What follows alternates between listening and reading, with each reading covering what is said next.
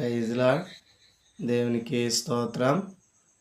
దేవుని బిడ్డలైన ప్రతి ఒక్కరికి మన ప్రభు రక్షకుడైన యేసుక్రీస్తు నామంలో నా వందనాలు తెలియజేస్తూ ఉన్నాను.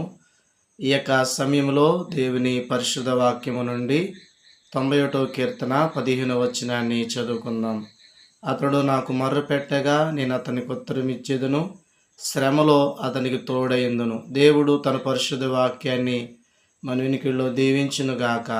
ఆమేన్. ప్రభునందు ప్రియమైన దేవుని బిడ్డలారా, ఈ సమయంలో దైవజనుడైన మోషే రాసిన 91వ కీర్తన భాగంలో 15వ వచనాన్ని మనం చదువుకున్నాం. దేవుని యొక్క వాక్యం ఈ రీతిగా తెలియచేస్తూ ఉంది.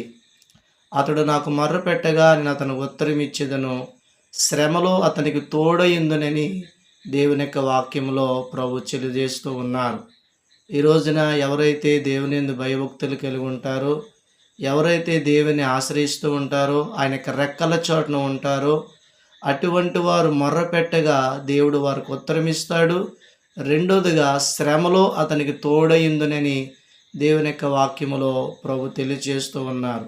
ఈరోజు నీ జీవితంలో ఏ శ్రమలు గుండా వెళుతున్నావో, నీకున్న ఎటువంటి ఇబ్బందులైనప్పటికీ, నీ పరిస్థితులు అలా ఉన్నప్పటికీ దేవుడు తప్పకుండా నీ శ్రమలన్నిటిలో కూడా దేవుడు నీకు సహాయం చేస్తాడు. ఆ విధముగా దేవుడు నీకు సహాయం చేసి ఆయన కృప నీకు తోడైండి నడిపించి దీవించునుగాక. ఆమేన్. Praise Lord. దేవుని